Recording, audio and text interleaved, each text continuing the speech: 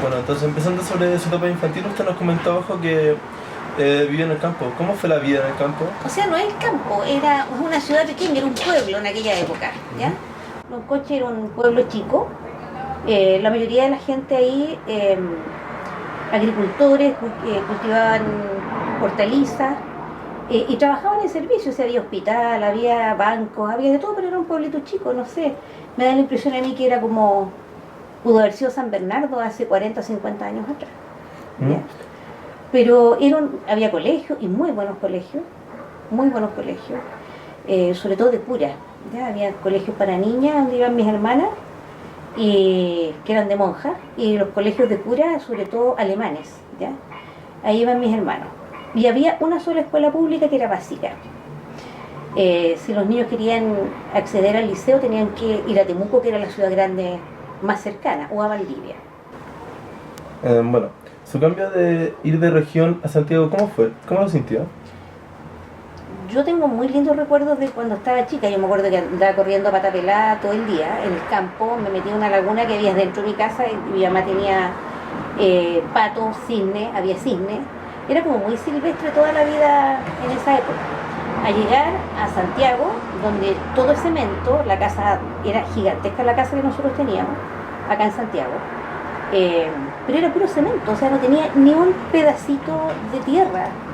Mi mamá tuvo que todas sus plantas ponerlas en macetero, y allá teníamos, no sé, como quinta, lleno de árboles frutales, animales por todos lados, aparte de los perros, un rosal que tenía mi mamá, acá eran los parrones, allá eran los rosales, igual que un parrón pero con rosa. Entonces era muy distinto, pero yo creo que yo no lo resentí tanto porque era muy chica. Mis hermanos sufrieron el cambio, mis hermanos eran, y yo también, de pescar, de salir a pescar, el río estaba a 2 cuadras. Sobre su etapa estudiantil, ¿qué tipo de estudiante fue en el liceo, en el colegio? Oye, en el colegio yo era súper ñoña, era súper buena alumna, era ñoña de verdad. Es que todos éramos así en esa época, o sea, no habían estudiantes que se preocuparan de hacer otras cosas, ¿ya? Éramos como, en esa época se valoraba mucho la educación, se respetaba mucho a los profesores, lo que la escuela te entregaba, porque era el único medio de salir adelante, de ser profesional. Todos éramos personas comunes y corrientes, hijos de trabajadores, de gente pobre o de clase media baja incluso. Entonces, claro, si nosotros teníamos acceso a la universidad era porque los padres se esforzaban mucho en que uno estudiara. Entonces, yo era bien ñoña, tenía buenas notas. De hecho, fui como la primera estudiante de mis cursos. En mis cursos eran 50, en mis certificados dice primer lugar entre 55 alumnos. Y hoy día, ¿te imagináis 55 en una sala de clase?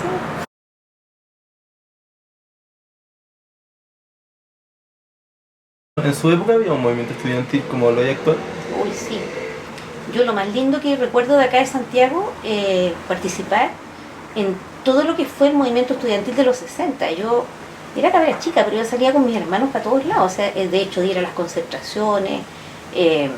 Me acuerdo de las tremendas luchas por el pase escolar. Ustedes no se lo imaginan, pero las grandes luchas que habían en esa época, en los años 70, en los años 60, era por cosas que hoy día se consideran una tontera. O sea, ustedes podrían preguntarse cómo pueden hacer marchas multitudinarias por un pase escolar. El alza del pase escolar significaba mucho en la familia económicamente, y hoy día lo tienen gratis, casi todo, y lo pueden usar todo el año. Bueno, y participé en todo eso y posteriormente en todo lo que fue las campañas de Salvador Allende, que fue para mí muy lindo. Mis hermanos, todos trabajaron para Salvador Allende y me llevaban para todos lados, así que viví toda esa época. Mucha efervescencia, mucha cultura, todas las concentraciones eran de una cultura pero increíble. No como hoy día, que es pura pachanga, pura cumbia, puro liceo. No, antiguamente era diferente, era muy distinto. Y se leseaba también y se pasaba bien, pero eran otros tiempos. Sobre el movimiento estudiantil actual, ¿qué opinión tienes sobre él?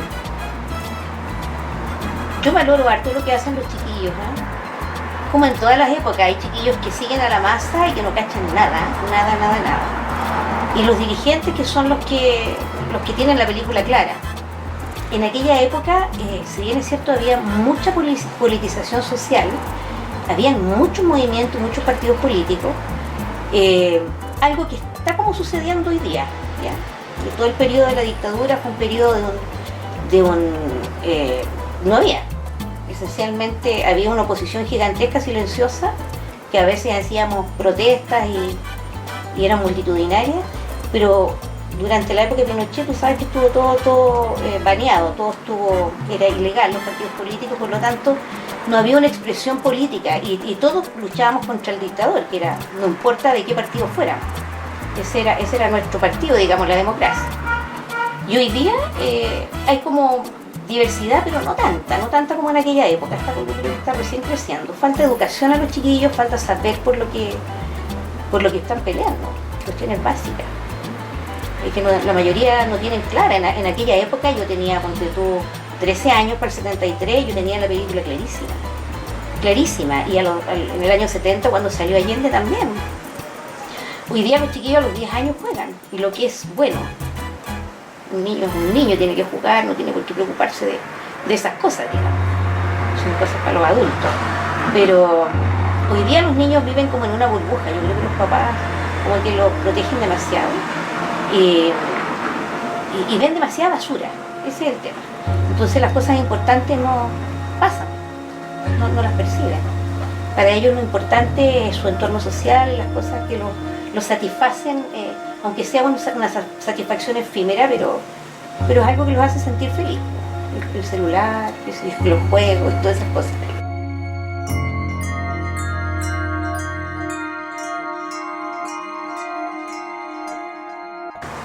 Bueno, usted nos comentó que apoyaba la candidatura de Allende, ¿cierto? Sí. Entonces, ¿qué rol usted cumplía en el golpe de Estado y en la dictadura ya? Durante aquella época yo tenía 13 años en el golpe de Estado. Yo sufrí el allanamiento de mi casa. Tenía un hermano que trabajaba en la Superintendencia de Servicios Eléctricos y tenía un puesto más o menos alto. Y tenía un hermano que trabajaba en la empresa Horizonte, que era donde se hacía el diario El Siglo. Y gente que era del Partido Comunista, gente que era algunos socialistas, otros del MAPU. Yo tengo 11 hermanos, así que te imaginas que tenía toda la gama política en mi casa, por lo tanto las conversaciones y las discusiones eran riquísimas, porque no todos opinaban lo mismo frente a las circunstancias de la época. Y durante la dictadura mi familia sufrió mucho, o sea, nosotros estuvimos desaparecidos a mi hermano mucho tiempo, hasta que finalmente lo encontramos en el Estadio Chile. Entonces el año 73 fue terrible. Me acuerdo que a mi mamá, a mí, yo la acompañaba a mi mamá a ver a mi hermano, y nos trataban pésimo, o sea, culatazo, cachetada, empujones, y perras de mierda, comunistas tal cual, viejas aquí, viejas allá. Y ese era el trato. Hasta que apareció mi hermano y después de que salió la persecución, todo lo que él sufrió, todo ese tipo de cosas. Y bueno, la familia tuvo que reinventarse porque nosotros en nuestra familia eran reconocidos, gente reconocida de izquierda. Entonces hubo que reinventarse y salir adelante, ser resiliente, a pesar de todo lo que pasara por dentro, digamos. Eso quedaba ahí en la casa, pero había mucha solidaridad de toda la gente que conocíamos, de los vecinos, de todo el mundo.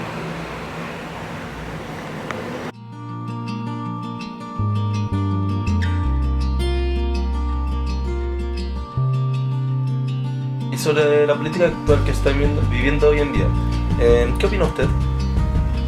Es un show, esta cuestión es un show. O sea, en el año 90, cuando volvió la democracia, eso no es democracia, nunca fue.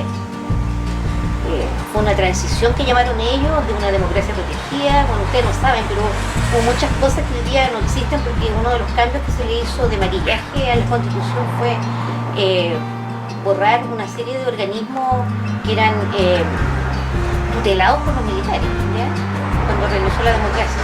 Pero esto nunca ha sido democracia, fue una rebelión a la medida de la derecha económica después de que el dictador le entregó todas las empresas del Estado a los privados, a precio de huevo, prácticamente regalo.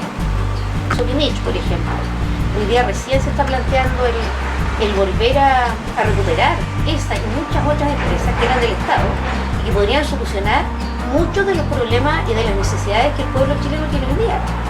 Financiar, por ejemplo, con Sokimich la educación, y podría haber educación gratuita. Las platas están, ¿ya? Pero lamentablemente está mal pelado el chancho, como se dice en Chile, o mal repartida la torta. Si hoy día hay plata, imagínate si tuviéramos todas esas empresas que son muy rentables y sobre todo Codelco, sin el 10% que se le entrega a los milicos, y que más encima se lo roban descaradamente. O sea, habría muchos problemas básicos resueltos, y el tema de las pensiones también. Pues. Imagínate, yo después de haber estudiado en la universidad como cualquier otro profesor, casi 5 años, son 5 años, son 4 años y medio la carrera, más la práctica, más tu tesis, son 5 años, y cualquier profesional gana más que uno, incluso técnico. Y después cuando te jubilas, 200.000 pesos, 300.000 pesos, que es lo que yo voy a sacar, o sea, con suerte. Y eso es para todos, no tan solo para mí. O sea, una persona que hoy día gana 1,5 millones, no espere ganar 700 lucas, va a ganar con suerte 350, 400 lucas. Y eso es es el futuro que ofrecen las AFP, porque ellos lucran con todo nuestro dinero, porque nosotros en el fondo le estamos prestando dinero a los privados para que ellos inviertan en sus negocios. Ellos tienen secuestrada la economía de nuestro país. ¿Y qué es lo que hace? Mover la economía del país. Una tremenda, inmensa cantidad de fondos que llegan todos los meses, que son los fondos de las pensiones, lo que cotizamos, lo que nos descuentan todos los meses. Y eso es plata fresca que ingresa al sistema de los privados, y el sistema de la AFP. ¿Y quiénes son?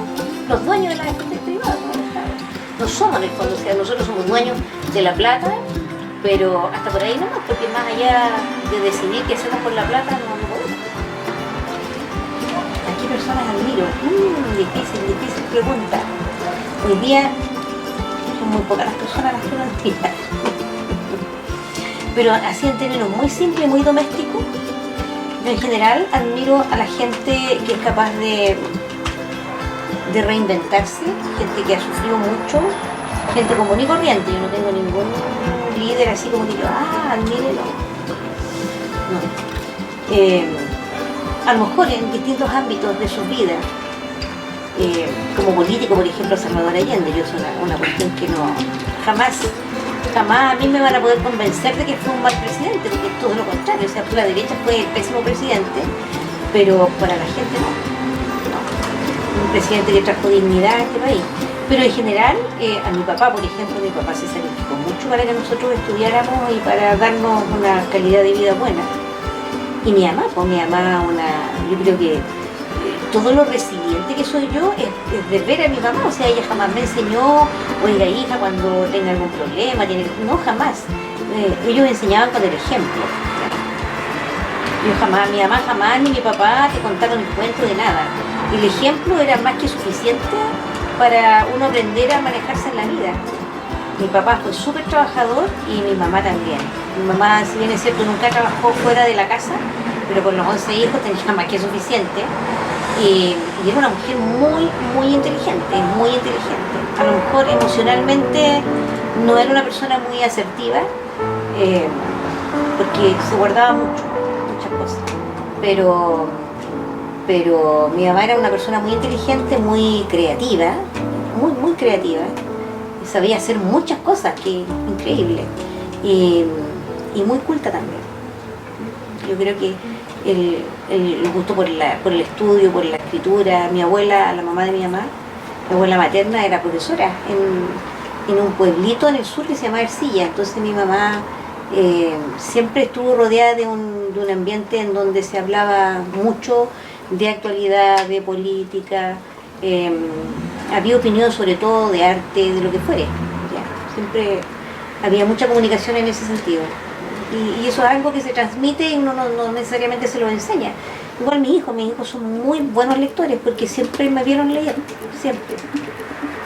Y todo lo que yo hago ellos también lo hacen porque uno lo lleva. Como vivir una vida, porque uno la vida la vive así nomás. ¿Cuáles son sus metas y fueron sus metas también en algún momento? Mis metas eran trabajar por los demás.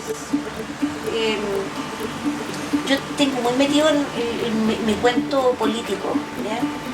Y en todos los colegios donde yo trabajé hice mucho trabajo gremial, más que trabajo político, trabajo gremial, de organización de sindicatos, organizaciones sociales, que de alguna manera buscaran el bienestar de la gente.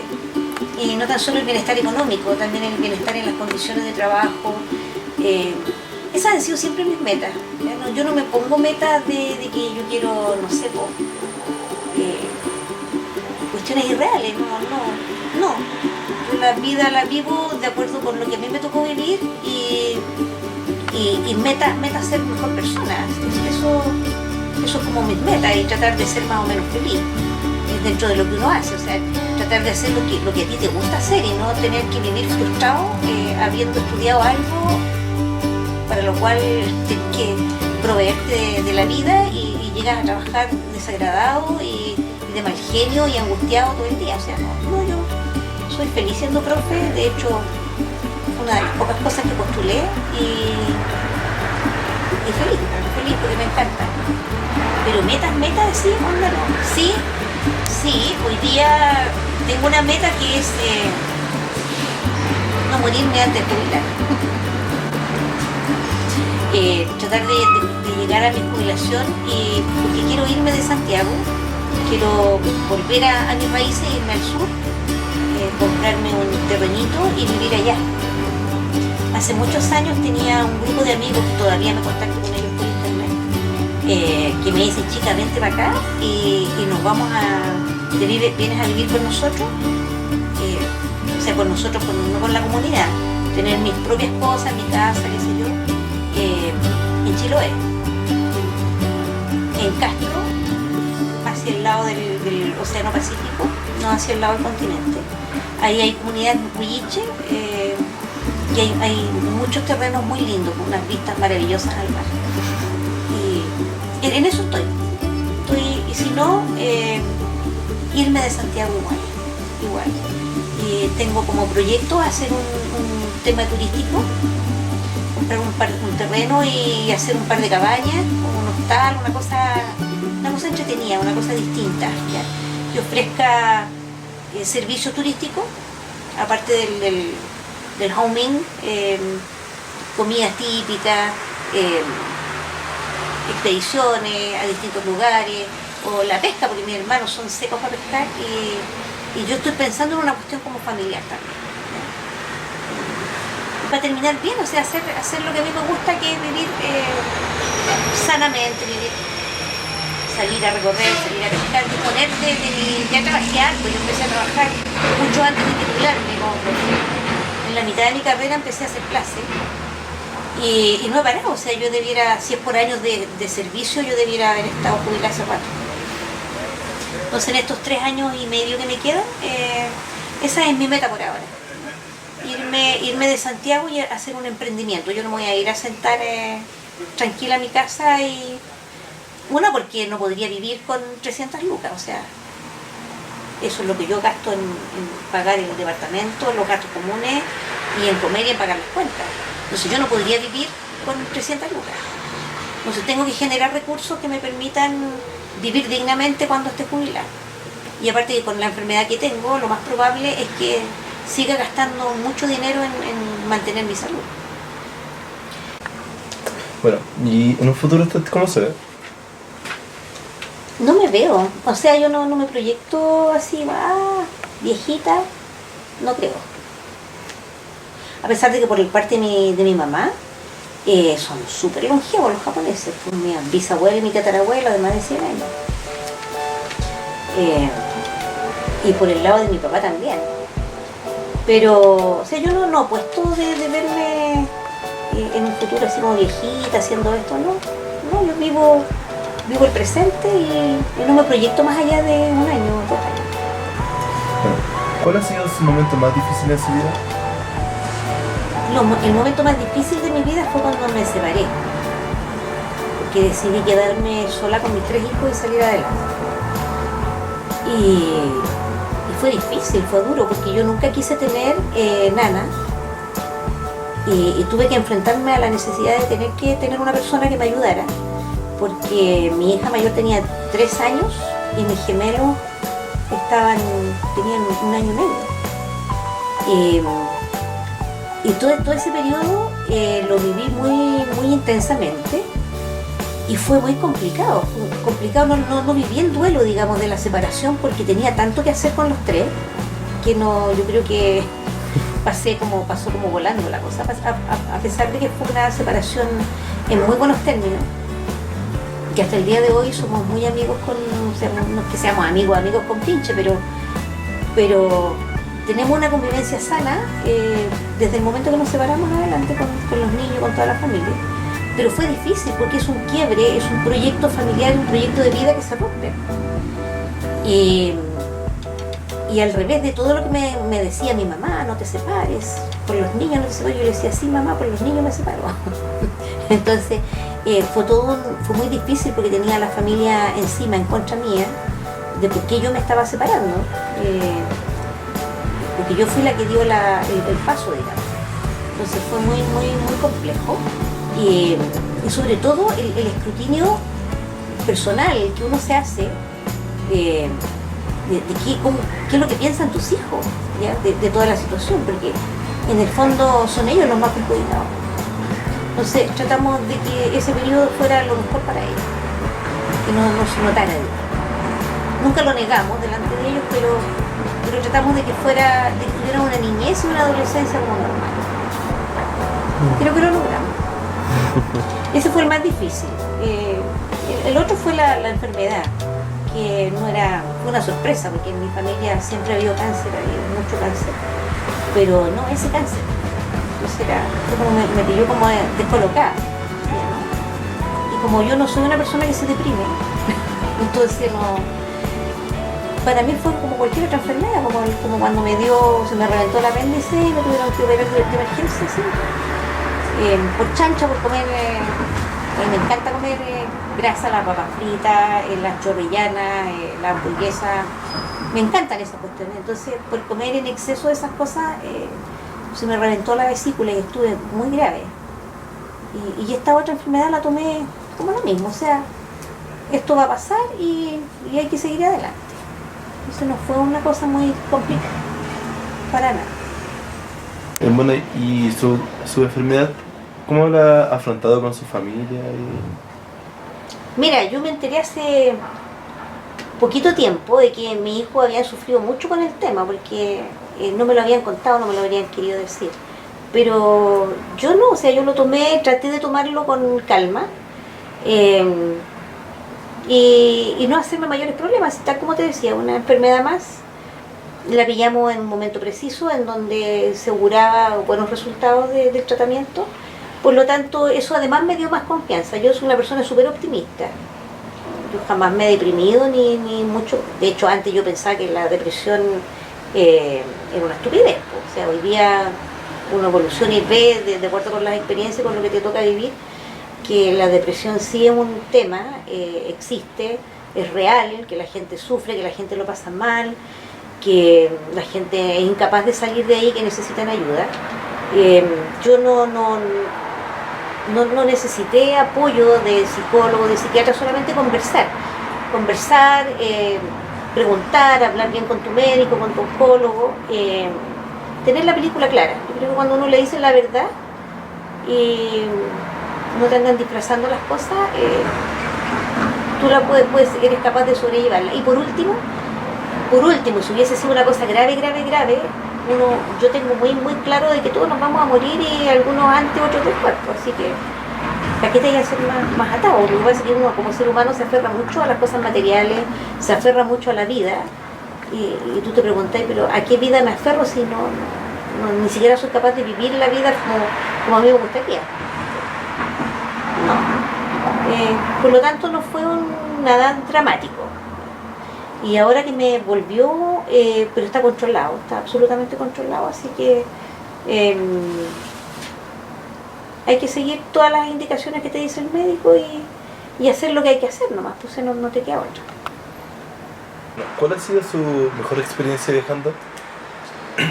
La mejor experiencia viajando lejos fue cuando fuimos a la India con mi colega Isabel y su pareja y una amiga mía. El tour de la fe, digamos, el tour religioso. Entonces nos fuimos con un hijo de Isabel, que es monje de Krishna allá, y él nos invitó, así que él ofició de guía turístico, pero viajábamos con toda la gente, así como tú ves la gente en la India que se suben a los trenes, los trenes atiborrados de gente, la gente colgando por las ventanas, arriba en los techos de así.